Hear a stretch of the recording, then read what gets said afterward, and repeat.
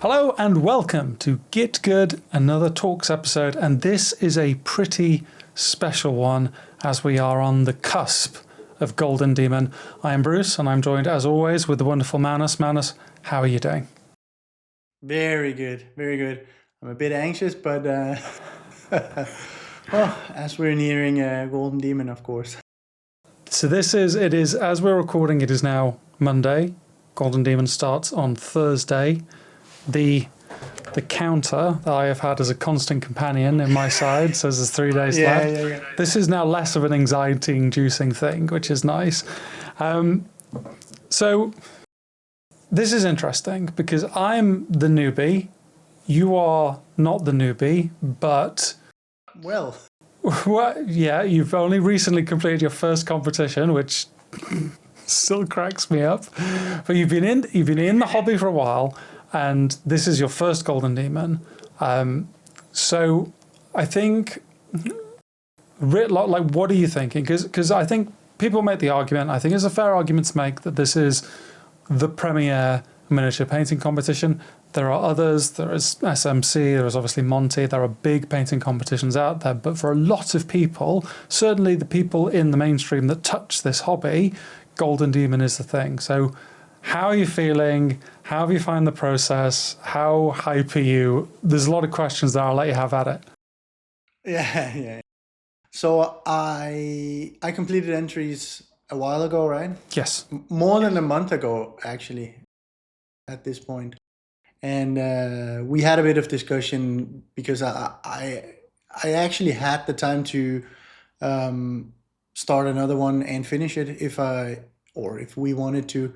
But then all the pressure of having to paint right up to a deadline and maybe not feeling it too much and being a bit annoyed with something that you already kind of had an idea had to go into Golden Demon.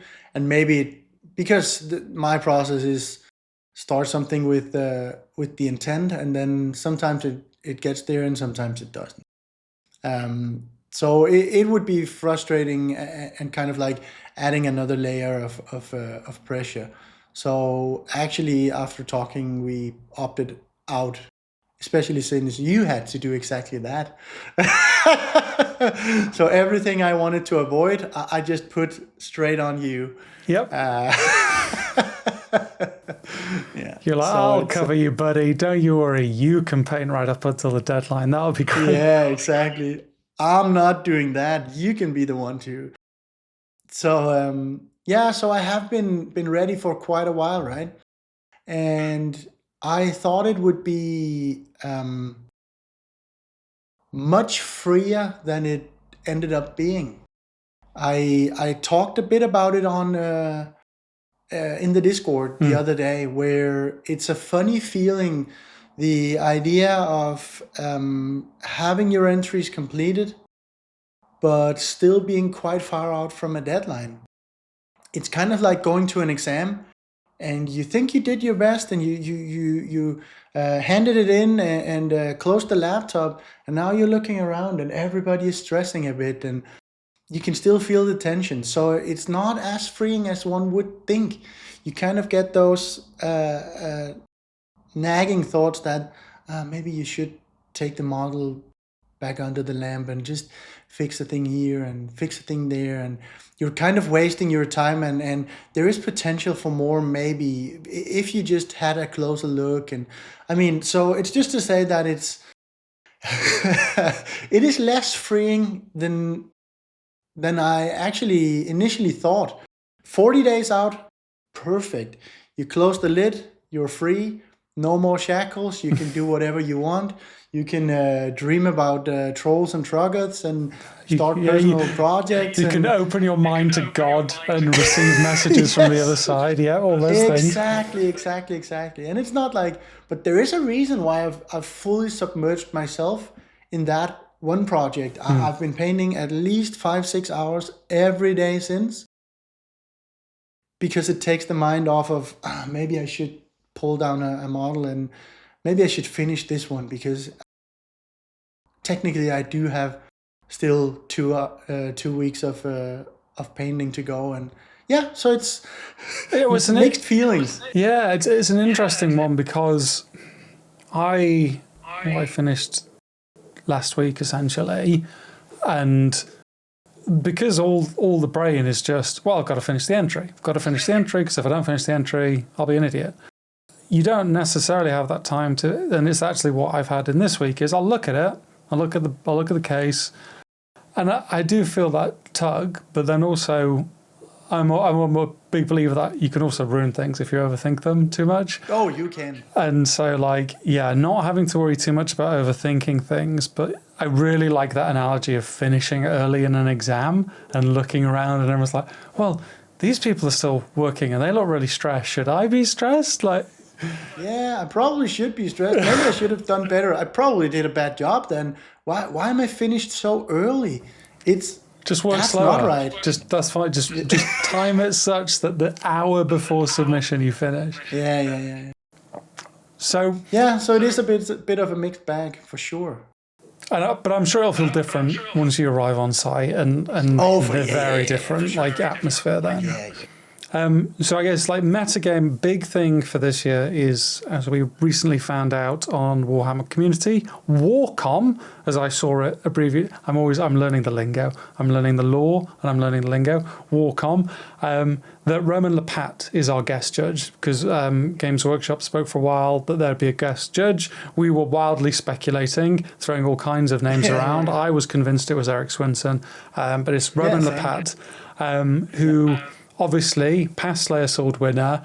As someone new to the community in many ways, my first introduction to Roman Lepat was in the Miniac video, where Roman invited him to his workshop and gave what I found was quite an emotional appeal to art, and I ended up quite liking him from that. But I didn't necessarily know the legacy, so yeah, past Slayer Sword winner, some incredible pieces. Someone with a big presence in the community, I think it's fair to say. So what do you think about Roman coming on board? I appreciate, you've got entries, so you really want to say all the wonderful things about Roman. Yeah. Yeah, I think he's beautiful, gorgeous, like 10 out of 10. My entries. So yeah, what do you think about that? Because it's very unusual to know about the judging as far as I can gather. It is, and it's first thing I wanted to say is that I did not think they would disclose it before. I thought they would go all the way to start of competition basically. Before we knew, so I was a bit surprised that they did actually announce it. I don't know why they did it. Maybe someone got close to guessing. Or someone found the truth.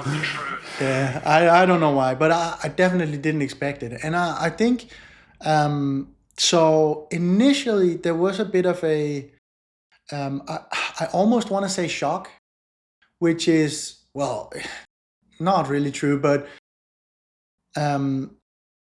it was very surprising to me because, not that Roman he's really, really good. He's very good theoretically, and he knows so much about colors and compositions and, basically where the paint matters. But his style is just so far in the other end of a spectrum. Yes. If we can put things on kind of like a mini painting spectrum, where there are, I think it was Aaron who said on stream, there are kind of a distinction between artists and artisans, where some people are really skilled at doing the mechanical thing of taking the paint and putting it on the 3D object. And some people are really good with all the more artistic things, the color choices and the composition and the broad strokes and the textures and stuff like that. And I think Roman encompasses both, but he's leaning hard into the artist. Yes. Especially now, later day. Well, it's not every time, but more so even in the later days with less competing and more, I guess, freedom as you have already accomplished things and you are very well known and well liked too. So he is leaning that way to the point where we had people in the community who had a hard time even understanding why would you choose someone like Roman, because they maybe saw 2-3 pieces and was thinking that has nothing to do with Golden Demon at all. You couldn't really put that, like, connect those two dots, right? So I was taken a bit by surprise, but I think it's a very nice choice.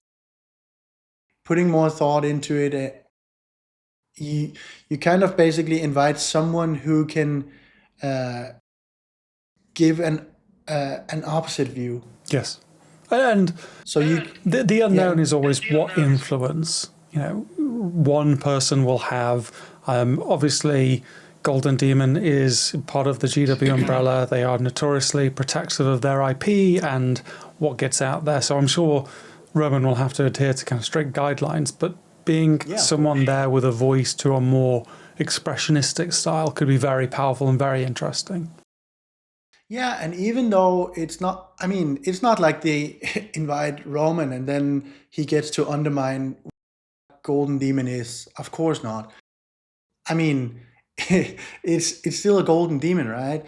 But even actually for me, it's more the safety of knowing, well, there's someone there who really knows their stuff and who really, like, they can probably see some things others couldn't see.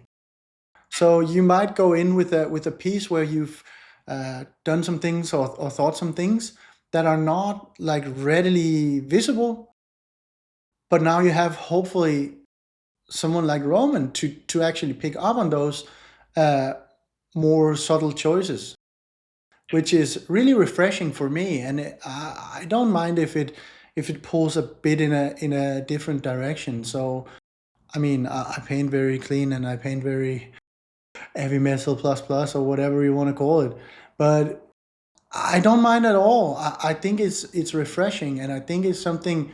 Well, even just the fact that you have an entire community talking about it, well, it's refreshing to me. So it's not just another, oh, it was that guy. Well, okay. I mean, It was that guy. we're talking about it now. Bob. Yeah, completely. So it is. So it is something exciting, and it is something that could be indicative of something. It might not be at all. I mean, we don't know. As I said, I'm sure they didn't just hand him the reins and said, "Okay, just do a Roman show. We don't care about Golden Demon." Of course not. Equally, I don't think they've locked him in a closet with a load of glue wine and said, "Okay, we've used your name now. Don't worry. Like, you just sit here." Yeah. It's. I think at the very basis, it's really exciting to see GW drawing upon their legacy for things like this and hearkening to the past while still looking forward to the future. It's a very forward-facing competition at the end of the day. Right. Well. Yeah, and they're kind. They're kind of reaching out into the community in the sense that they're taking Roman. It is in Germany. He's entered and won before, and he's a big name from the community. I think it's brilliant. I honestly do.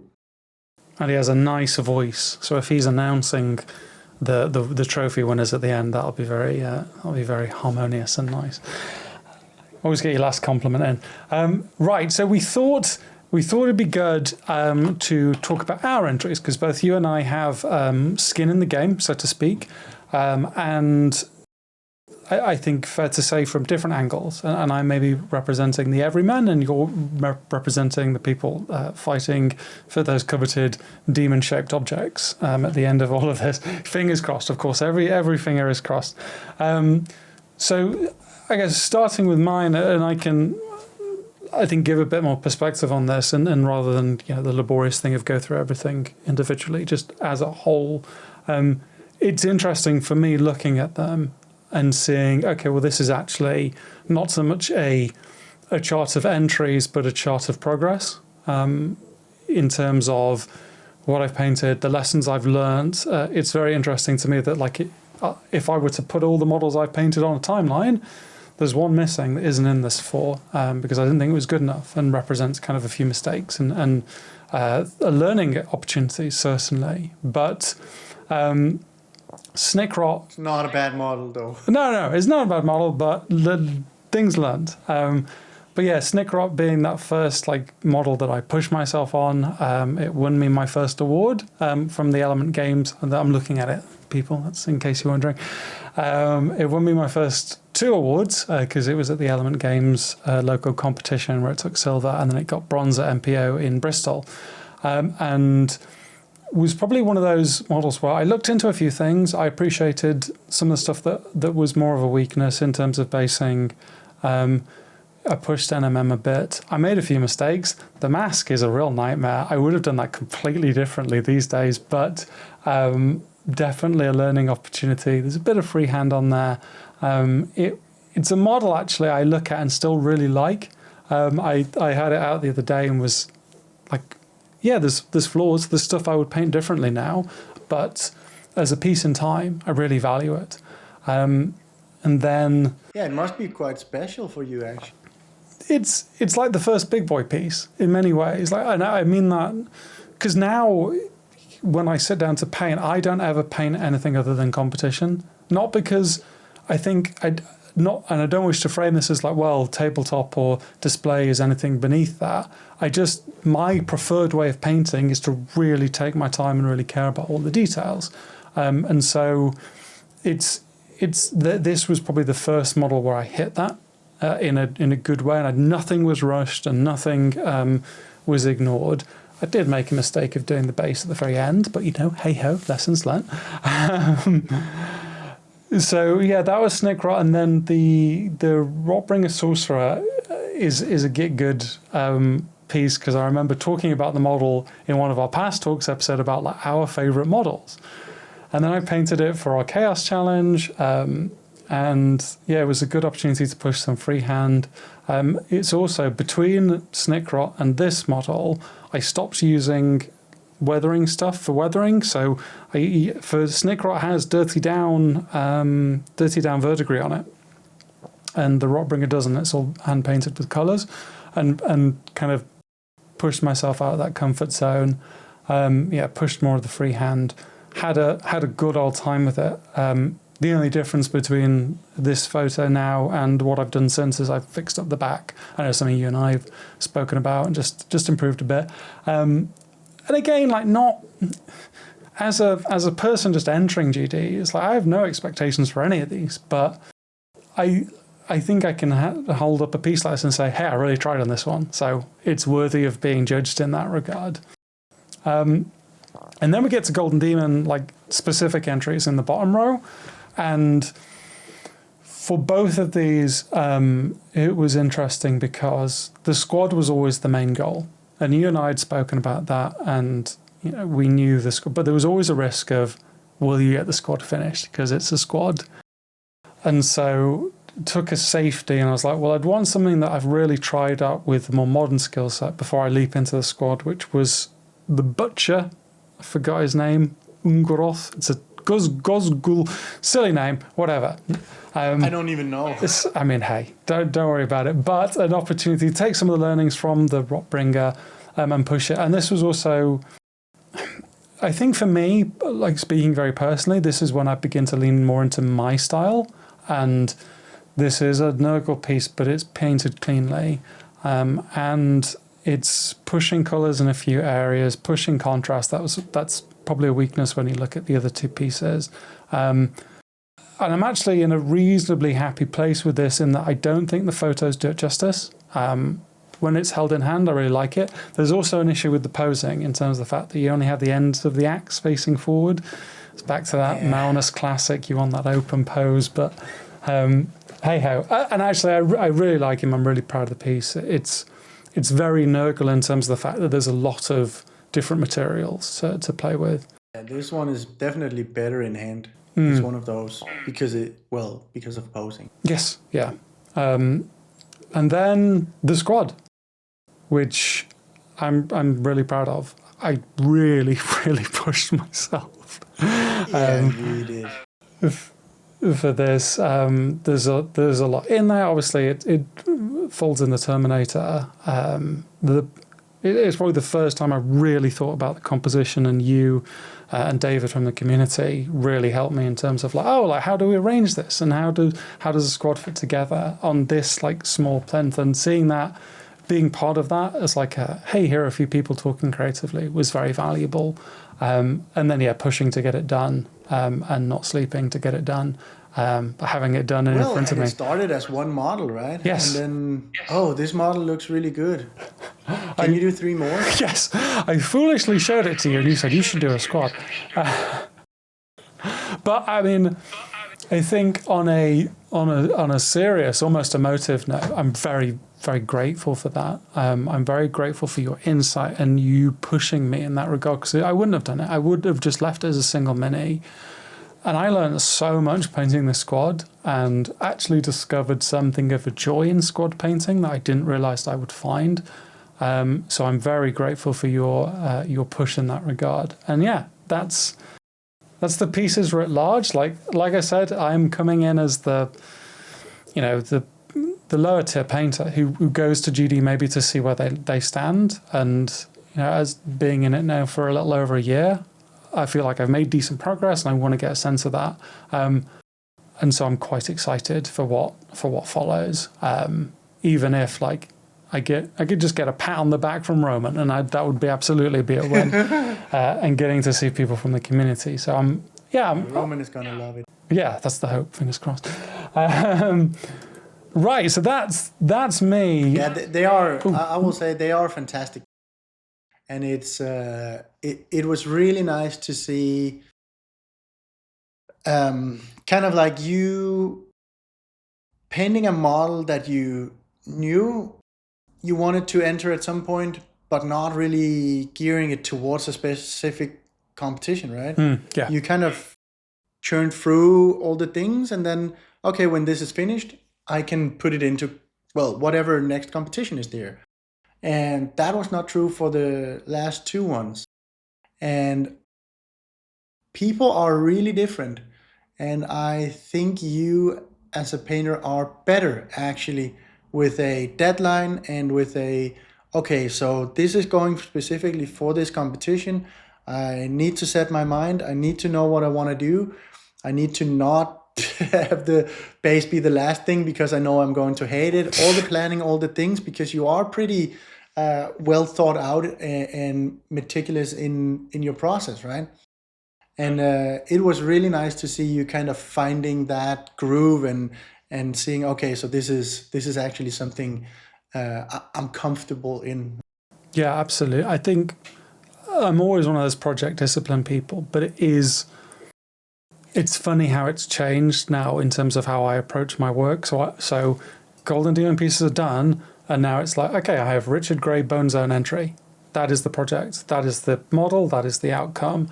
And then after that, I know I've got Diddycon and the skin bust, and finishing the skin bust up, and maybe a secret entry, which I'm hoping I can start work on if I get some of those finished in time. So that's what brings me joy, is actually, I know competition painting is crunchy. I know it's very time consuming, but it feels damn good when it's all coming together and you see it and you're pushing yourself. And I mean, there was points, as you and I spoke about, where I just ran into hard limits. It's like, I do not have the brush control to do this. I cannot. And often it was a case of taking a break, not like still painting, but painting a different part of the model, coming back to it and just trying it and failing in some areas, succeeding in others. So it's, learned a lot. I'm really excited to paint another. If you told me I had to paint a Space Marine right now, I'd still be happy, I think. I still like them. They're good. Right. That's me. Look at this 4. It's pretty decent 4, isn't it? So I'm from my outside perspective, I'll shut up in a moment, but watching your progress from Dante to the rest of these has been fascinating. I don't think when you originally painted Dante, I'm not sure it was intended as a Golden Demon entry. So No. I want to tell me Yeah. everything. These are your 4 heavyweight punches, so I'd love to know about Yeah, them. these are my entries, and I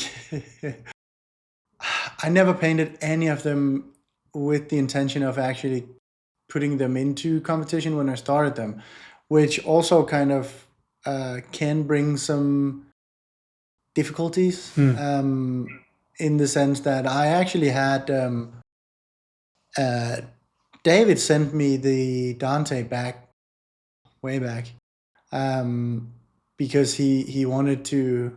Well, we were talking about it, and he was like, "Fuck that, man! I'll send you a Dante. Just you have to paint it." You have So to. yeah, so I agreed to, and then I found that I actually really wanted to push on it. I had done a kind of like a Grey Knight esque Terminator just before, and I felt that I could improve on that, and I learned some things. I could be more neat, and I could be, well, a bit better with reflections in general.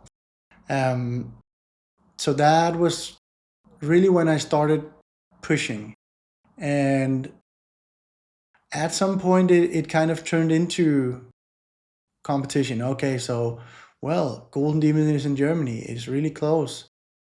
Maybe I should go. Well, yeah, I should go. I can always take Dante, and then I think I only needed to finish maybe 5% or something. Not a lot, but a bit of finishing on it. But I had already pushed it all the way up to kind of the limit of what I could do. So it wasn't any issue getting it done. And that kind of kickstarted the whole idea of, okay, so maybe I should just, everything I paint, I started the same. If I really like it, I can bring it. If I don't, well, I just. So right after Dante, I actually started Jane Sar, uh, which is still It's a good model, though. half finished. One day. Yeah. Well, but someday. And then I got annoyed because, well, that one is even smaller than Dante, and kind of commanded a bit of a different approach to painting, because you can't really do as much because volumes are small and stuff like that. And then I don't remember why I exactly decided to do Bastion at that point, but I knew for a while I wanted to do it, but I just never got one. And then I was thinking, well, I kind of need need a comfort project, right? So I got. I just need to spend all my time doing more gold. I can't wait. Yeah, exactly. So I got Bastion, and I put it together mostly. I kept the head separate and the outer cloak, and also the shoulder pad, because it kind of goes over separate. And quickly regretted that. Well, I'm saying quickly, but 30, 40 hours in or something like that, I was like, this is something I should probably enter at some point. I'm enjoying it too much. I will end up spending so much time, so I might as well. And yeah, having it mostly assembled is a kind of a pain. So I remember you. No, because at the end of Dante, you obviously it's a hard close of that project. I seem to recall, and the thing I remember about Halgrim, Bastion, completely separate project. The thing I remember about Bastion is there was real joy. Every single one of your whip updates, you were like, "Oh, I'm really loving this," and that was really lovely to see. I also think that I enjoyed probably Bastion more. There were some areas maybe not as much, but it was overall probably more enjoyable. But I think that is mostly because Dante, I spent so much time on it. also just figuring out how I wanted things to look. What is the process, and really figuring out, well, what kind of style is. I think it really cemented my style actually. Yes. So I mean, in a 200 plus hour project, I probably wasted 80. I'm not even joking. Wow. Yeah, just faffing about and being a bit slow and figuring out, and maybe more of this and less of this. And I mean, it's not that I repainted the entirety of the model, but a lot of it I did actually repaint as I got better and better, tighter and tighter, right? So I had to go back to some reflections and refine. That was not really the case on Bastion, because I knew this is the level I want to paint to. I know this is the kind of like the sharpness of reflections and the number of bounce lights and stuff like that. So it was a bit freer, and also it isn't as much gold. It looks it, but it has, most of the backside is actually a cloak, and it does get a bit old when you have to do 200 hours of only gold. Yeah. Yeah, it does get a bit old. Reminds me of Eric Swenson saying, if you want to paint quick, just paint it right first time. So just don't waste 80 hours. It's true. Easy. Yeah, it really is true. It's not like, I mean, I spent entirely too much time on Bastion 2, right? So it's not, but it's it was more enjoyable, and I had less fumbling around and figuring out, and more just, well, quote unquote, doing it. For sure. And then, well, I actually didn't finish Bastion as we started this project, but it was almost finished. But then we started Patreon and Discord and community and all of that, right? Just a little bit. Just dove into it. Create a community. I mean, yeah, it was lots and lots of work, and still is, and we really enjoyed all of it. And I wanted to, so kind of like my main idea with the content we do is that we want it to be high quality. And I knew when we started, or we knew when we started, that not every model painted can be one that ends up being entered into a competition, but we at least want them to kind of start out with the well, potential for it, and then some of them will end up getting there. And both the Deathwing, well, I'm putting the Deathwing in open. Yeah, just to have something there. I mean, it's a gorgeous Deathwing. No, it's not a bad model. It really isn't, and I love it dearly. I did a lot of texturing, and the face is flawless. It's by far the best face I've ever painted on anything. It holds up. I mean, even under 5 times magnification, it is really, really good. Damn. Well, and that was the exercise, right? It was painting one of those quote unquote super zoomed faces for Patreon.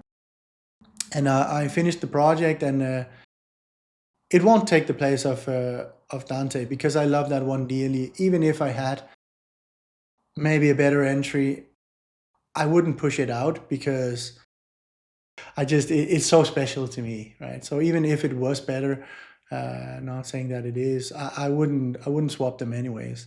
So I'm putting that into open to have something there and to show it off, because it's something much better appreciated in real life. And then I did the project on Grum, which is another quite special one, because it was it was high summer and way too hot to paint, and you can't see it on the photos, but he's about half the size of Bastion. He's so small. He really is small. That is the one problem with pictures. You just can't appreciate that scale. If you have the model, go look at it. It's insane. Yeah, it is really, really small. The like the body of it. I think it is from the very bottom, from plinth to top axe. It is almost as tall as Bastian from foot to top. Not quite, because he has that whatever, but the body itself is really small on Grom, so the volumes are small, of course. And yeah, I tried a new paint range, and I tried to lean heavy into kind of incorporating the same colors as an undertone, and then painting on top of that, basically, to have more of a uniform shadow look.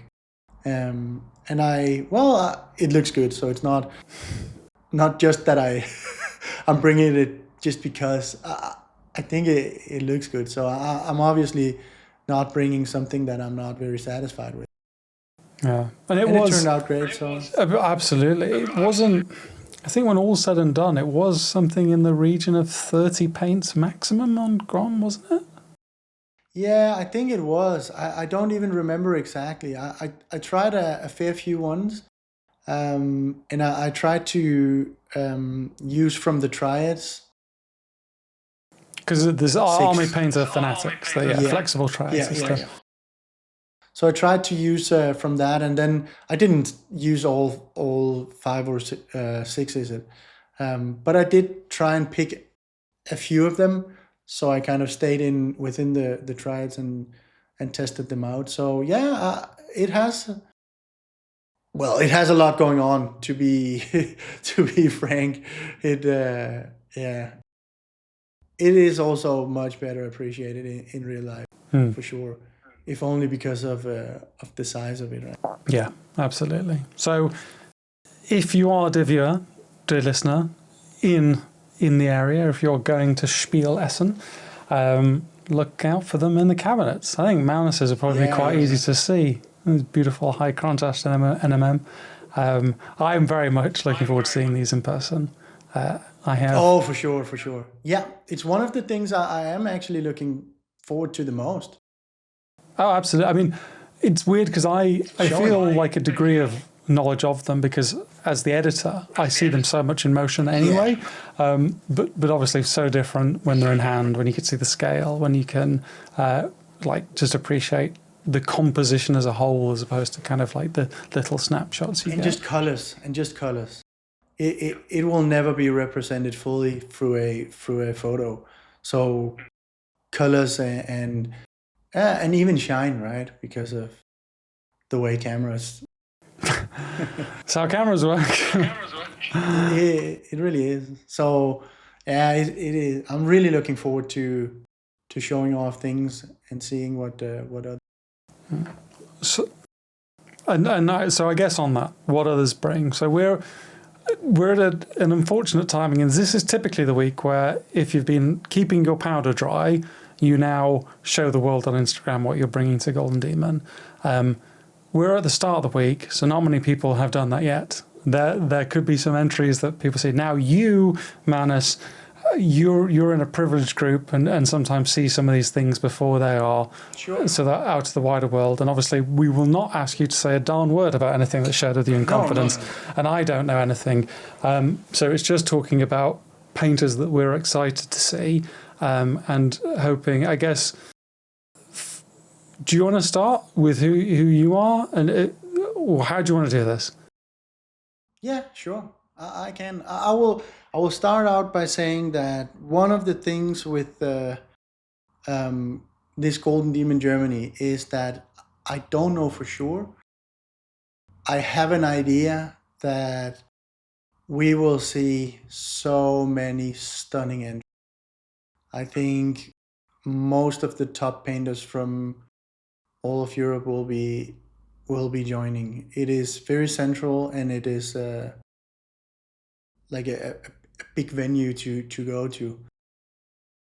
So I do think that we will see amazing entries. And it's I've been asked quite a lot. So how do you think they will do, and which one is the best, and which one is your favorite, and all of those things. And it's not like, well, I could put odds on it and whatever, but in the end, it's kind of futile, because you have 100 people walking through the door with entries that could potentially on any given competition day go in and snatch a demon. So I don't want to do predictions on, well, basically any work, not my own, not yours, not any of the other people I know. But I will say we did our best, and I've seen a lot of other people who did their best, and that's the exciting part, right? So I'm really excited. Well, there are a few. First of them is Ollie's Blood Bowl. Ollie from Community. Primaris He made an projects on Instagram. Yeah, Primaris project. He made a fantastic looking Blood Bowl piece, and it's I've said it before, and I'll happily say it again.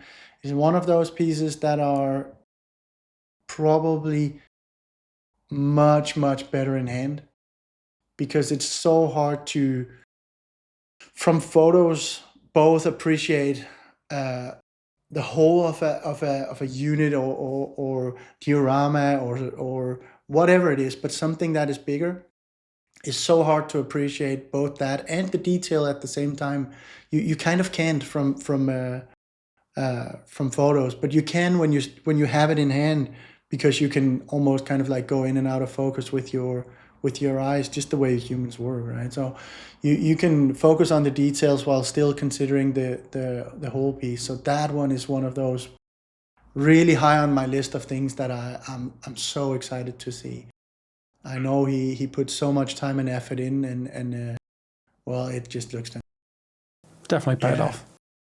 Yeah, it's one of them. And then, yeah, of course we have people in Community, and I really want to see their work, right? And I want to be there and hype them and talk about how they did that, and how they kind of feel about their entries. Also, as we like the weekend progresses and we see other entries and of those are kind of like the inside circle things. Yeah, that I inside really wanna circle, see. absolutely. Yeah.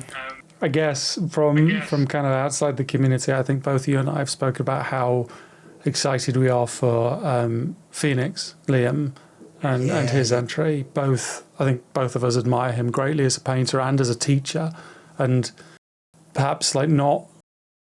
There's no such thing in this world as like overdue, but I think it's really his first opportunity to go crazy on an entry, and seeing what he brought to MPO, and then obviously that same piece taking gold at Fan. Very excited to see what he has cooking up behind the scenes.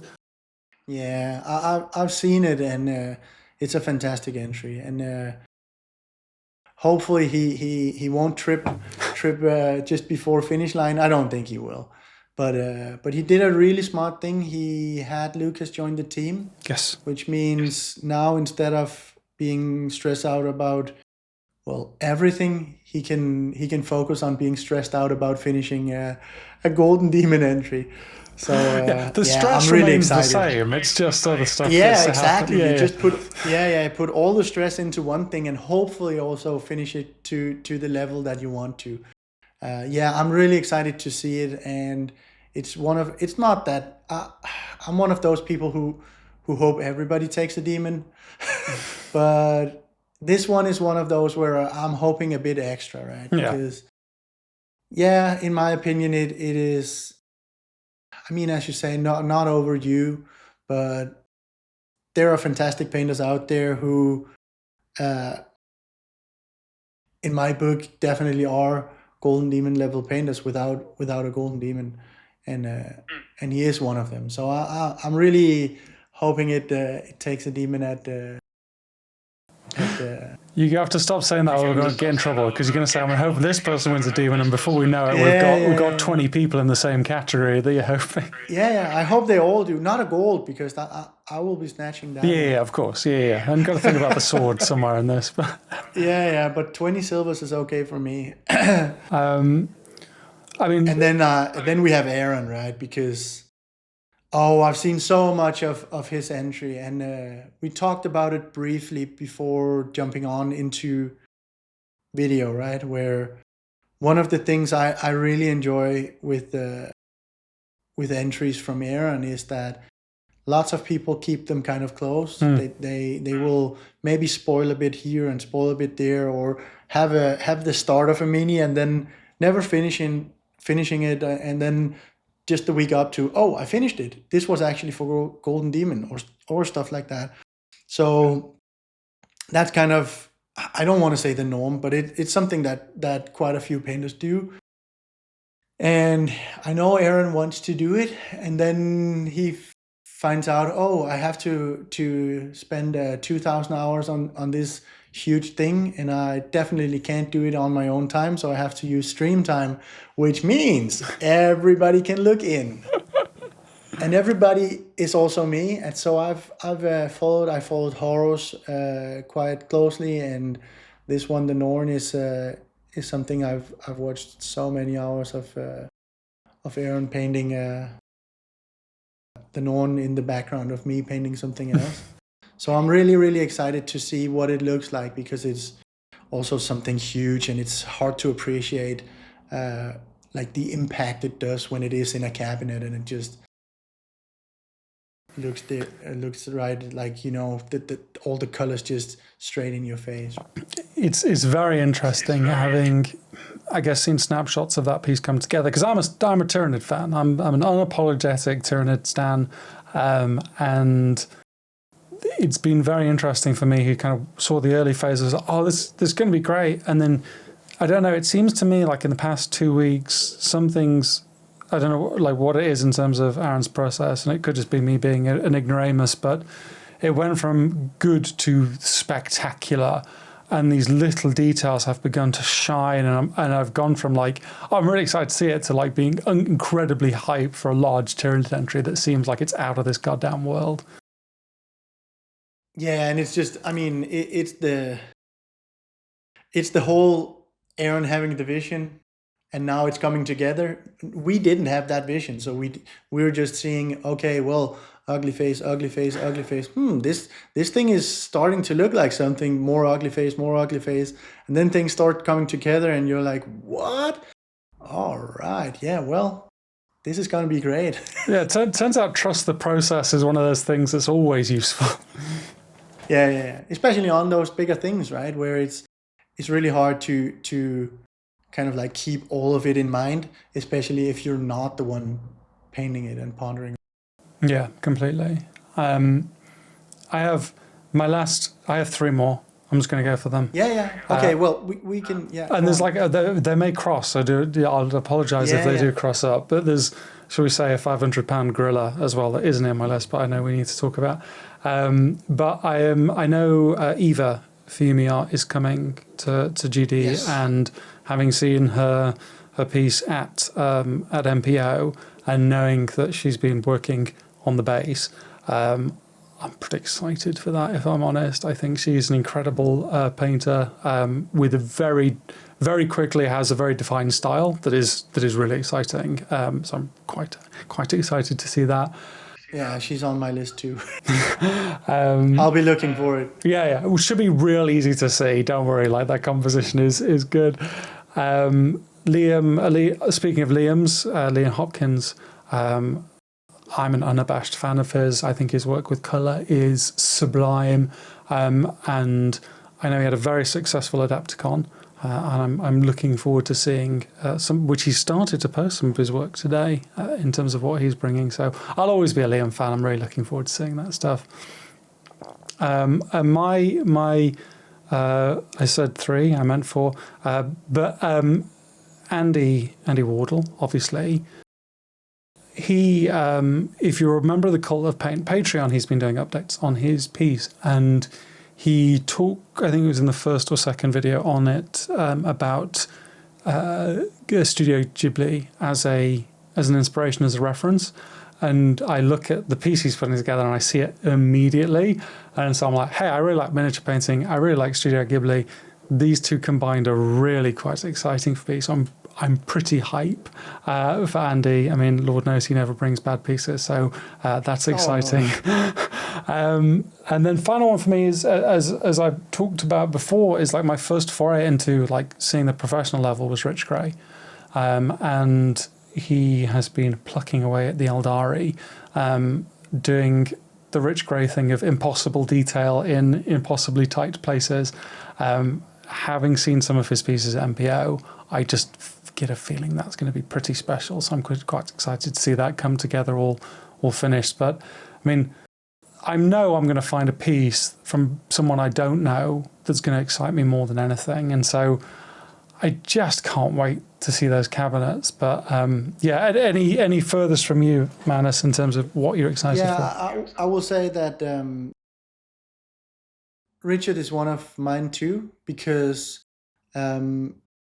really he was one of those kind of like the big inspirations, right?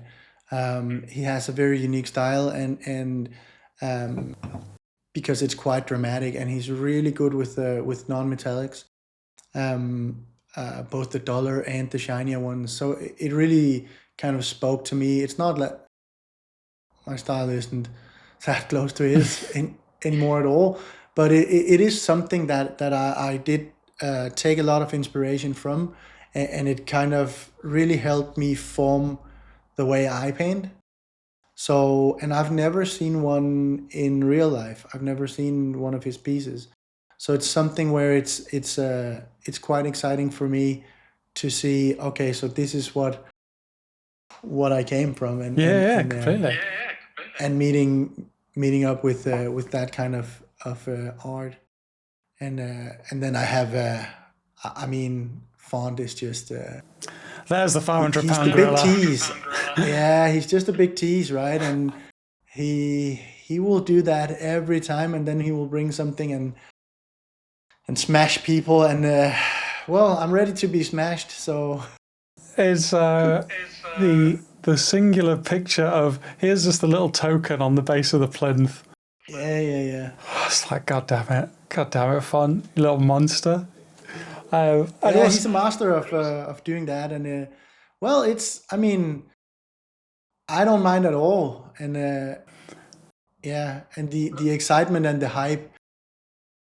I mean, you can clearly see which one it is, right? So we will go on a hunt.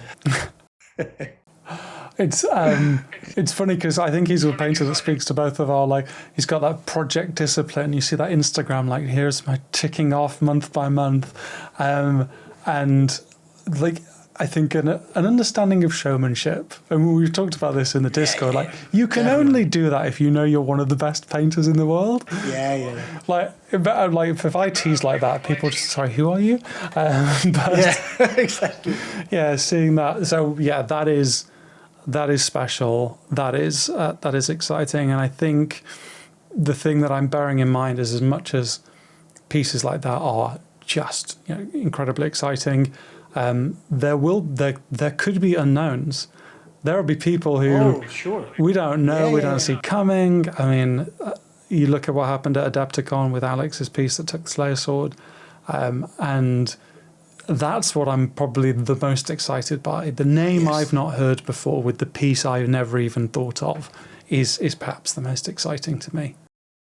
Yeah, and even just, I mean, I'm still where every day I discover new or artists that I've only like kind of heard about, find their socials and deep dive on their work. And so who am I the most excited to see? Well, we put some names out there, but really I'm excited to see all of it. It's there. It's everyone putting their stuff in, and you're kind of almost overloading, and you can just, it's browsing and browsing and browsing, and it's not who posts at the right time or with the right model on any social medias or whatever.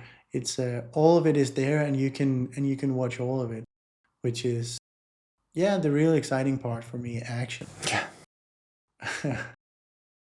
I'm most excited about seeing everybody. It's a very diplomatic answer. Well done.